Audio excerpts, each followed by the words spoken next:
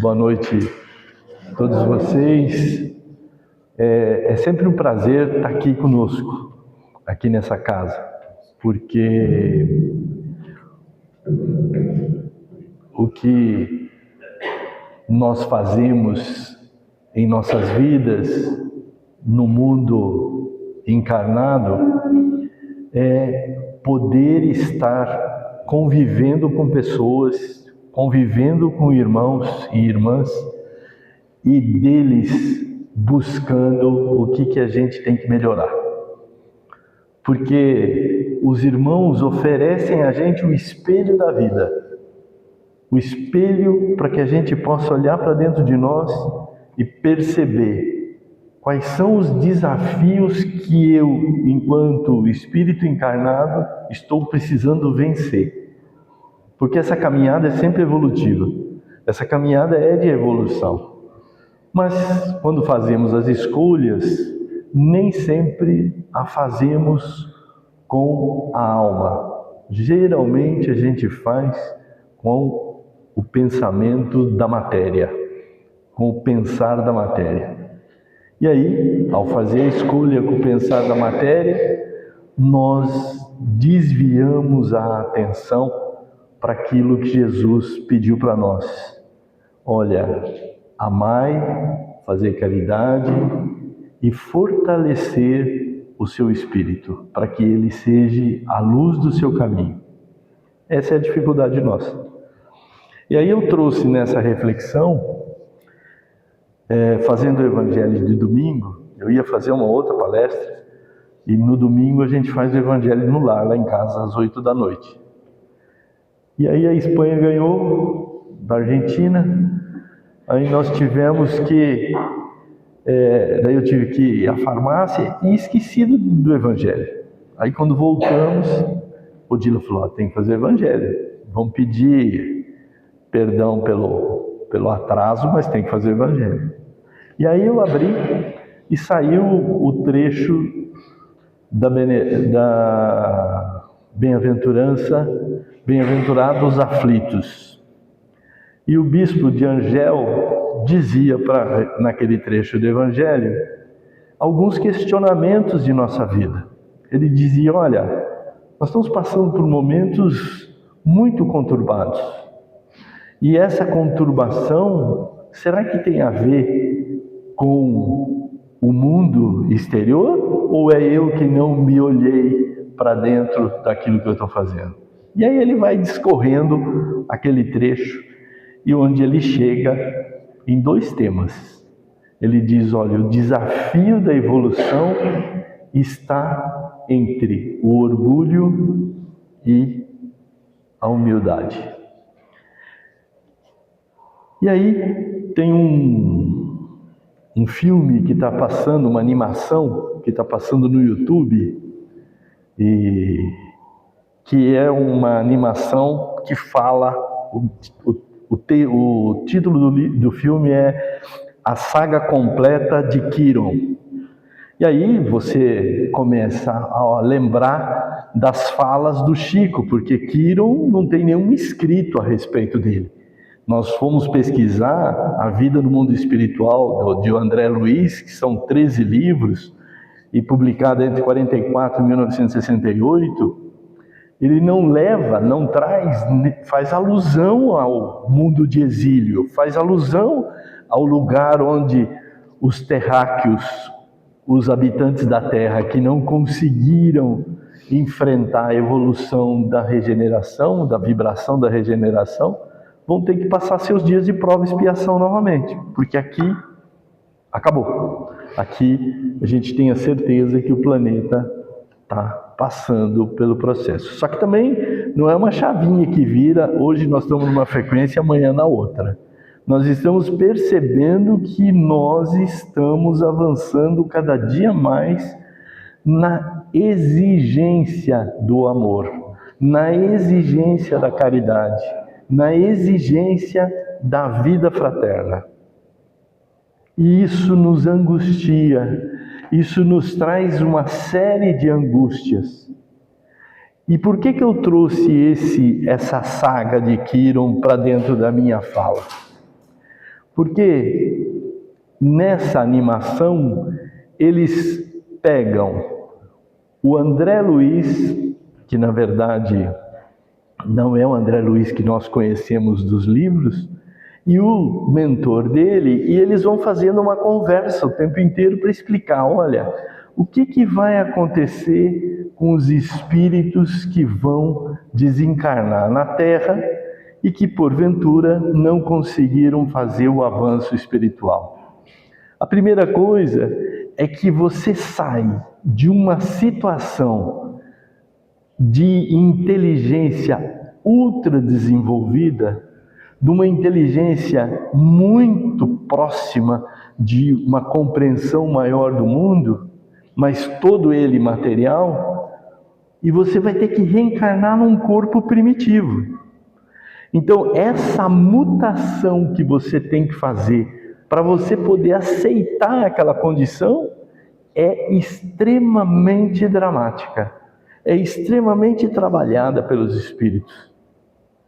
E aí os espíritos, quando preparam o espírito que vai reencarnar para dentro daquele corpo brutamonte, porque vai ser assim, porque o planeta que nós vamos habitar, fatalmente não vai ser com esse desenvolvimento tecnológico, mas a minha inteligência eu já tenho celular, eu já tenho holograma, eu já consigo visualizar, conversar com todo mundo, consigo conversar com a minha filha que está na Espanha, na hora que eu quero, ligo.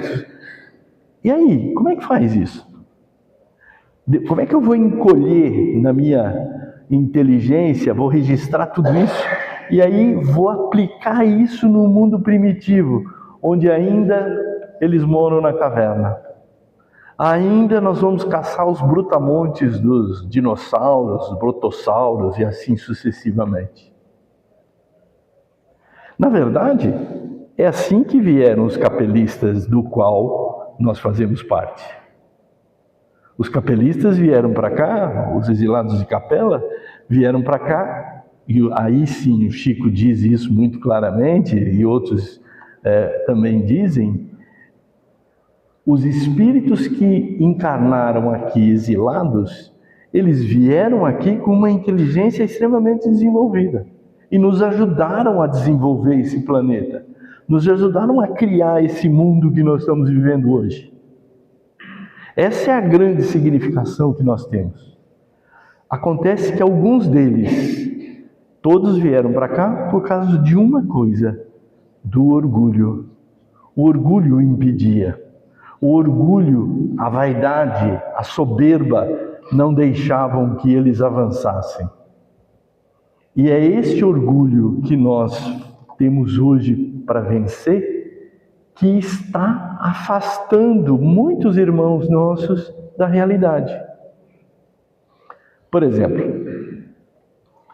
quando nós temos que decidir quem é que vai ficar do nosso lado, como é que nós fazemos essa decisão? A gente decide, primeiro tem que ser da família. Depois a gente pensa nas pessoas mais legais que nós temos perto. A gente nunca pensa assim, como é que eu vou fazer para abrigar as pessoas que não são muito próximas de nós? Exemplo, nós temos gente da família que tem problema sério de TDAH, de... como é que chama? Hoje a gente falou sobre isso. Autismo e outras coisas, e que a gente não consegue conviver. Tem gente que separa essas pessoas do convívio, porque nós queremos conviver com aquilo que é melhor para nós. Mas eles estão do nosso lado, são espelhos nossos para que a gente possa acolher, para que a gente possa ter, e é isso que Jesus fez. Jesus, enquanto guia nosso, ele mostra que o acolhimento aos seres, seja a vida, é importante. E é disso que nós estamos falando. Hoje nossas vidas estão transformadas num grande estúdio fotográfico proporcionado pelo Google Fotos, né? Então a gente guarda tudo no Google Fotos. Estamos aqui, ó, estamos aqui no Instagram, sendo filmados, e estamos aqui. Então hoje tudo é muito bonito, tudo é muito maravilhoso, mas o dia a dia não é maravilhoso. O dia a dia tem trabalhos que a gente tem que fazer. E aí o apóstolo Paulo traz uma parábola muito interessante quando ele fala que tem dois Adãos na vida nossa. E aí, quando ele fala dos dois Adãos, eu gostei muito da explicação que o Dutra fez numa reflexão, o Haroldo Dutra, que ele diz o seguinte: o Adão primeiro, aquele Adão que Paulo fala em primeira instância, é o Adão homem, é o Adão que sai do barro, é o Adão que sai da terra, que é matéria, e do qual nós somos como encarnados. Nós somos matéria. Nós temos sentimentos, nós temos inteligência emocional, temos inteligência cognitiva, temos inteligência matemática, temos inteligência musical. Tudo isso é o homem, é o Adão matéria. É esse homem que está vivendo a saga da evolução, o caminho evolutivo. Mas daí Paulo diz o seguinte: olha, além desse Adão, existe o outro Adão, que é o Adão celestial, que é a luz divina que nós fomos animados enquanto matéria. Nós recebemos essa luz do Pai, nós recebemos essa luz como todo o Cristo recebeu, da mesma maneira. E aí ele diz, nessa hora, o Cristo é o nosso modelo, ele não pode ser só o guia. E aí quando a gente exerce o modelo de Cristo, quando a gente pergunta para nós, se eu tiver que escolher algo hoje, como é que Cristo escolheria? Como é que Jesus escolheria? Eu tenho que ir lá falar com um empregado meu ou com uma funcionária minha que não é muito animada, que precisa trabalhar e não é muito animada. Como é que Jesus faria para conversar com ela? Eu sei como é que eu faria como homem, com a minha inteligência, com as coisas que eu li, as coisas que eu assumi e conheci. Mas como é que Jesus faria? Porque é o celestial nosso que tem que nos guiar nessa hora.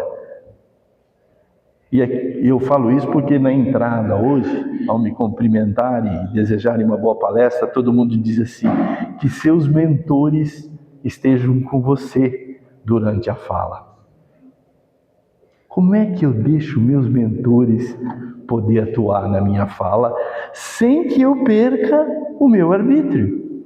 Sem que eu perca a minha unidade de um espírito humano encarnado e um espírito celestial, uma alma que está tentando evoluir. Esse é o segredo que a gente tem que fazer. E aí no livro dos Espíritos, nós temos algumas questões que eu quero recordar com vocês. Quando a gente fala do orgulho, nós estamos falando do conjunto de movimentação que há em nós para nos proteger. O orgulho é a maior arma do nosso ego. O nosso ego adora esse instrumento. É como se nós tivéssemos dado ao ego um instrumento que não só fizesse o preparo do alimento, mas que cozinhasse também, que esfriasse também, que congelasse também. Porque o orgulho, ele baliza as nossas ações de uma maneira surpreendente. No dia a dia nosso, a grande dificuldade é romper com ele. A primeira manifestação de orgulho que a gente tem é quando a gente cerca o nosso espaço. Quando a gente define, e quem fala isso muito bem é alguns autores da psicologia, quando falam, e da comunicação, quando eles falam dos espaços que nós ocupamos. Vocês perceberam que tem hora, e eu tenho essa dificuldade, por isso que eu falo com muita clareza sobre isso, tem hora que a gente não cumprimenta as pessoas como irmãos. A gente dá uma mão para impedir que ele venha avançar no espaço íntimo da gente. E aí, quando alguém abraça a gente, que a gente não está esperando, a gente fica todos sem jeito. E aí, uma irmã nossa que vive lá na casa espírita, ela disse uma vez para a filha dela: o Nilson não gosta de mim.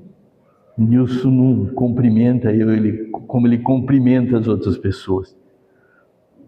Aí eu caí em mim, eu falei: não é um cumprimento, eu cumprimento ela toda vez que eu passo, mas eu falo oi, tudo bem? Tudo bem. Mas a outra pessoa que ficava do lado dela, eu abraçava. Ela disse assim: por que você não me abraça? Aí a resposta orgulhosa da gente é o quê? Porque eu não tenho intimidade. Olha a reserva que a gente faz, percebe? A gente guarda pra gente. Eu não estou menosprezando você, mas eu não tenho intimidade. Quando eu me toquei disso, eu falei assim: olha, o problema é que não adianta eu ir lá abraçar ela agora, entende? Porque isso não vai resolver o processo. Eu tenho que vencer isso. E hoje, algumas pessoas eu consegui abraçar aqui, outras não. Por quê? Então, é eu que tenho que cuidar. Eu estou falando de uma questão muito próxima. Tem outras. Quando nós nos cercamos socialmente, a gente vai escolher as melhores companhias para estar conosco. E às vezes, nem sempre as melhores companhias nos honram com o decoro que elas precisam. As melhores companhias, às vezes, nos traem. As melhores companhias nos deixam a ver navios quando a gente gostaria que elas estivessem conosco no momento mais crucial de nossas vidas. Mas era tão meu amigo, era tão minha amiga, e não conseguiram cuidar de mim, não conseguiram me acolher naquele momento. Por que eu tenho que cobrar delas? Eu tenho que entender que se eu me associei àquele grupo, é porque aquele grupo de pessoas, ou aquelas companhias, eram necessárias para a minha evolução. Como é que Jesus reagiria a isso? Como é que Jesus trouxe Pedro, trouxe Maria de Magdala, trouxe outros seres, todos defeituosos, Mateus, que escreveu o Evangelho dissertando dia a dia de Jesus e que tinha uma dificuldade enorme de fazer o sentimento. Jesus tratou eles como? Então, na questão 785, o livro dos Espíritos, os Espíritos dizem para nós: olha, isso aí é uma trava. O orgulho é uma trava. É como se você não permitisse que a afirmação do Espírito sobre a matéria acontecesse. E aí vai mais longe.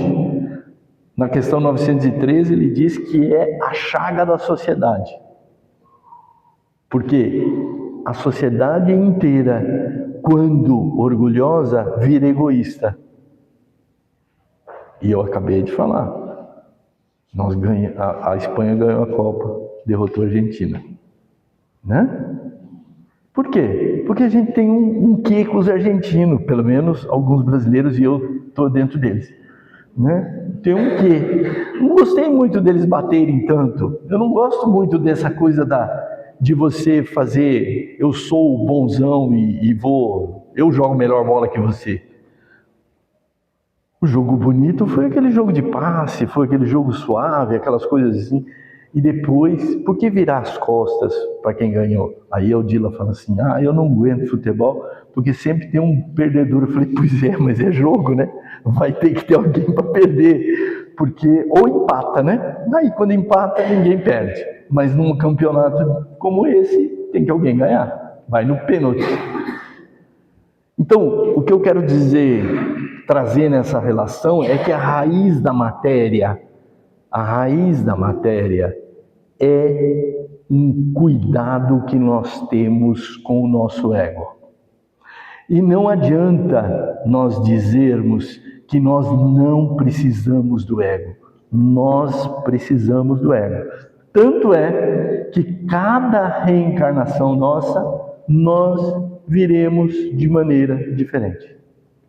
Ou, não estou falando de sexualidade, eu estou falando de maneira diferente. Eu vou adotar um padrão, que é o meu ego, para que eu possa viver a prova e a expiação que eu estou escolhendo para mim.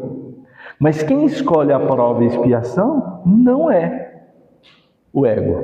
Quem escolhe a prova e a expiação que tem que passar é o espírito. Antes de nós nos reencarnar, antes de adotar o padrão que eu vou vir, seja de mulher, seja de homem, seja com TDAH ou sem TDAH, ou com esquizofrenia ou sem esquizofrenia, antes de viver esse momento, eu escolho qual prova que eu vou passar. E escolho com quem eu vou passar as provas. E escolho com quem eu tenho que expiar. Porque se é uma expiação, eu tenho que fazer acertar a minha bronca com aquele ser, com aquele espírito. E esse é um entrave. Porque na hora que eu desencarno, eu me deparo com isso. Mas na hora que eu reencarno, eu esqueço de tudo. A misericórdia divina é tão importante que ela fala assim, esqueceu de tudo. E aí nesse trechinho do filme que eu falei, do Kiron, tem um nascimento de um espírito que quando ele era um poderoso chefão de uma empresa, oprimia todo mundo naquele momento, porque ele queria ganhar dinheiro, ele queria fortuna, ele queria acumular, e ele falece. Ele desencarna e vai encarnar no Kiron. Mas ele tinha uma inteligência fantástica. A hora que ele vem, para encarnar demorou um tempão para ele poder se ajustar. Quando ele se ajustou, que ele veio, ele nasceu, e aí eu achei muito importante esse trechinho que ele fala, e que, se não me engano, está numa obra do André Luiz, eu não me lembro qual é a obra, mas é numa obra do André Luiz que ele fala do nascimento, do reencarnação de uma pessoa, em que a criança, a primeira abertura de olho que ele faz, ele lembra, ele tem um flash das lembranças dele, aí ele se apavora, e o nenezinho chora pra caramba, porque ele fala assim, meu Deus, onde que eu tô? Não tem computador, não tem luz, não tem nada, aqui eu tô numa caverna escura. Ele faz uma referência disso. E é exatamente o que a gente tem. E aí a gente tem que viver aquele espíritozinho, aquela matéria que eu escolhi viver. Com os meus pais, com meus irmãos e com todo mundo que está à minha volta. E nessa hora vem as questões mais importantes que a doutrina nos traz. Ela diz, para você ter a suavidade, para que você possa suavizar sua caminhada, você tem que desenvolver a humildade. É na humildade que você contrapõe o orgulho. E qual é o pensamento de humildade que um orgulhoso tem? Não vou me rebaixar. Humildade é se rebaixar. Humildade é dobrar a cabeça e se rebaixar. É comum isso, não é comum? Por exemplo, quando a gente se interpõe em uma discussão, o que acontece conosco? A gente quer vencer a discussão. A gente não quer achar um bom senso, a gente quer vencer. Tanto é que na nossa política está tudo polarizado hoje. Não tem mais jeito de se acertar. Porque ou você é de direita, ou você é de esquerda, ou você é isso, ou você é aquilo. Não tem polarização. Nós temos que encontrar um bem comum. Nós temos que encontrar o que é bom para todo mundo. Seja na política, seja no dia a dia, seja em qualquer lugar. Aqui na Casa Espírita também. Se a gente for se preocupar quem é que vai fazer mais do que o outro aqui dentro da Casa Espírita, a gente tem o poder disputado. Isso é ego, isso é egoísmo. Então, a doutrina está falando assim, para contrapor isso daí, para ajudar a vencer esse quadro, é a humildade. E como é que nós exercemos a humildade? Usando Jesus como modelo. Aí na questão 266, ele diz que os maiores vícios podem ser superados com a conquista da humildade. E a humildade começa em a gente reconhecer os nossos defeitos, reconhecer aquilo que nós não conseguimos fazer, aquilo que a gente não tem o poder de resolver. E tem muitos disso, gente. Tem muito disso. Nós temos momentos da nossa vida que a gente acha que o outro precisa cumprir exatamente aquilo que eu quero. A humildade vem que o outro não vai conseguir cumprir, que o outro não quer cumprir, e é um arbítrio dele. Ele não precisa fazer aquilo que eu estou pedindo. Mas eu quero. E aí nós nos sentimos vítimas da opressão de alguém. E essa opressão fica involuntariamente algo que se transforma numa dor imensa no nosso trabalho. E na questão 658 do Livro dos Espíritos, eles vão dizer que é na adoração, na lei de adoração, que a gente encontra a essência dessa humildade. E qual é a lei da adoração? É quando eu reconheço que eu tenho um caminho para trilhar e eu tenho um Pai maior, que é só amor, que é só benevolência, e Ele me entrega isso na misericórdia do dia a dia. E aí é ver Jesus como Ele atuava com as pessoas. Ele chegou no martírio dele a dizer o que para o pai dele? Perdoa, porque eles não sabem o que fazem. E falou para o ladrão que estava do lado dele, perdoa, porque não há, se você vai estar comigo no paraíso. E o outro falou, gozação isso. Ele falou, pois é, ele escolheu. Então, ele reconheceu, o ladrão reconheceu, não posso. É isso que acontece com o filho pródigo. A passagem do filho pródigo é bem clara nesse aspecto. Porque ele diz assim, olha, eu voltei, pai, porque eu não tenho por onde, eu imagino que você é a única minha salvação. Eu voltei. A casa do meu pai está aqui. E aí nós, no nosso orgulho, a gente fica bravo, porque, puxa, Deus acolheu o que estava perdido e não me acolheu. Como não? Você já está na casa de Deus. Você já tem isso. Nós temos aqui na Terra a oportunidade de crescer moral e espiritualmente, mas nós estamos deixando de lado. A gente não faz esse exercício, né? E quando faz, ainda tem alguns resquícios que precisam ser colocados. E aí, na questão 780 a 802, a reflexão da humildade está trabalhada quando eu consigo acolher a diversidade, as desigualdades, a dominação que os homens têm pelo poder. A hora que eu consigo ter autoridade sobre isso, a hora que eu não tenho mais amarras de vaidade, a hora que eu consigo me despojar das minhas vaidades, fica bom.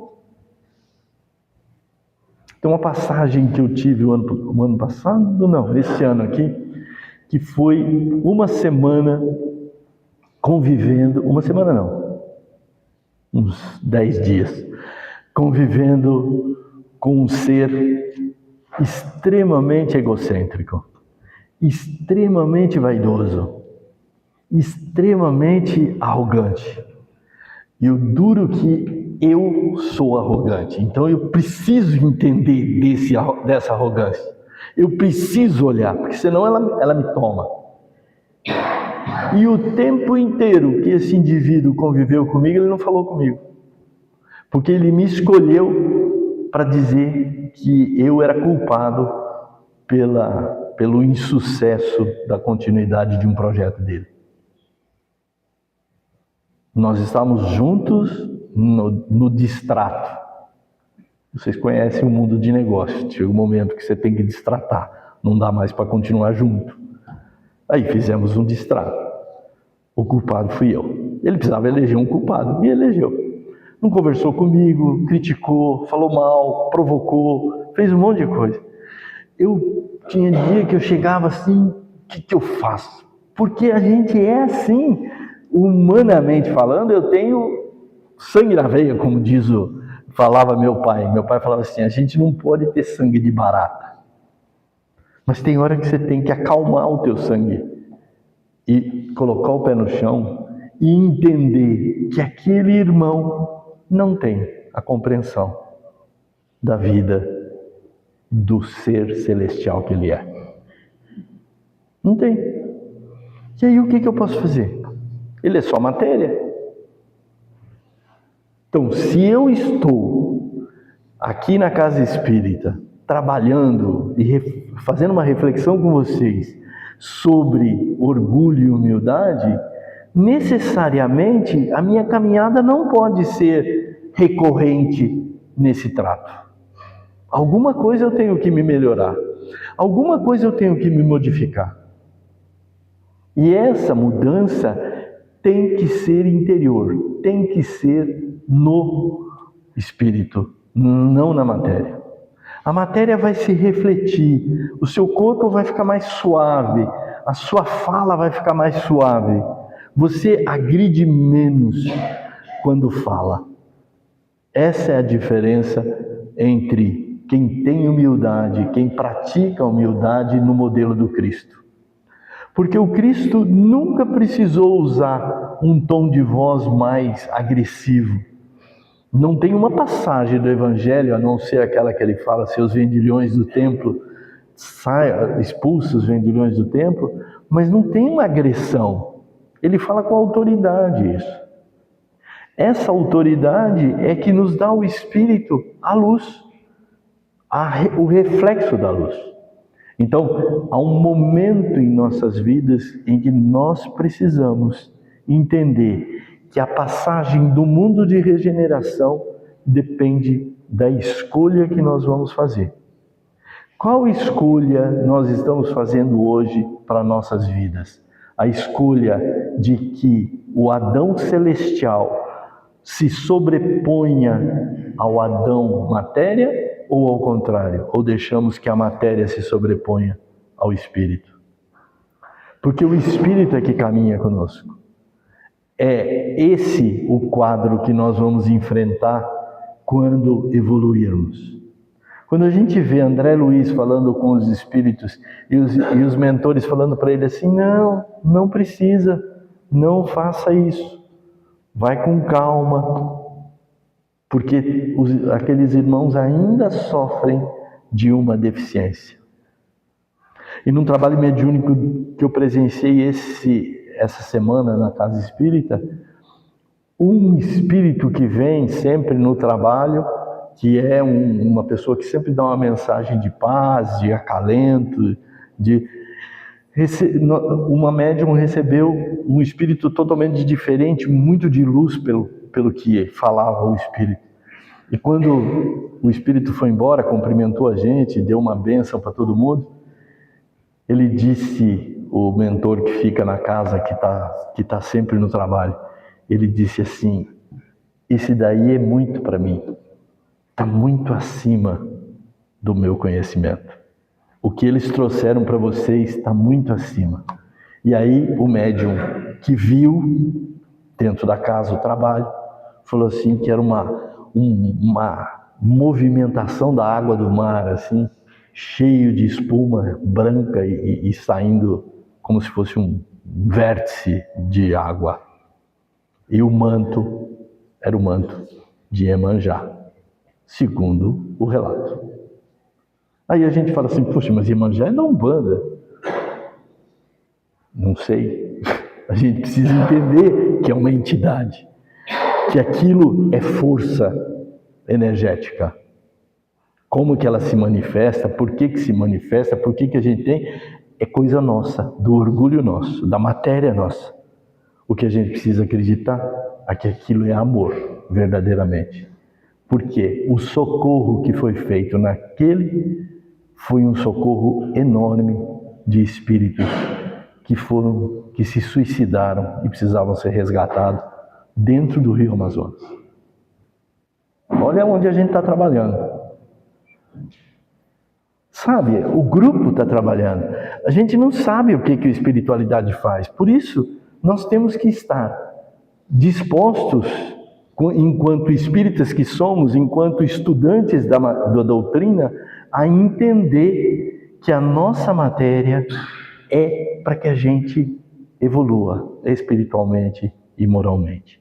E assim, para encerrar, eu queria dizer para vocês que dentro dessa perspectiva, nós espíritas temos que nos fortalecer, porque o momento que nós estamos passando no planeta vai exigir um vórtice de luz constante para que a gente possa ir trabalhando nossos irmãos que têm a maior dificuldade de entender o que é amar, o que é ser humilde, o que é estar presente. E isso em todas as partes. Isso eu falo, sabe, na área do trabalho, na área social, qualquer área. A gente tem que amansar o nosso espírito. A gente tem que ser humilde, porque a aflição hoje é algo que vem todo dia. Vocês devem ter um trabalho aqui também, que vocês atendem fraternalmente as pessoas. E vejam quem vem. Lá na casa nossa está de 100 a 150 pessoas por semana, que precisam de um acalento, precisam botar para fora, precisam não querer se suicidar. Nós atendemos vários suicidas, de tendências suicidas, que as pessoas precisam conversar, precisam de apoio de conversa. E aí onde é que a gente vai encontrar isso? Se não no nosso dia a dia, se não na nossa batalha divina. E não se mostrar perfeitos, porque nós não somos perfeitos. Nós temos que se mostrar como a gente é mesmo. Olha, eu estou aqui junto com você fazendo a mesma coisa. Por isso, perceba que dá para a gente caminhar junto. Por isso, perceba que dá para a gente trocar figurinha. Eu acho muito bonitinho um textozinho do Snoopy, que ele fala que o mundo, a vida, é um verdadeiro álbum de figurinha, que a gente tem que ficar trocando o tempo inteiro para completar o álbum. Alguém está me dando alguma coisa, o outro te dá algo, eu devolvo a coisa, e aí a gente vai criando essa mecânica.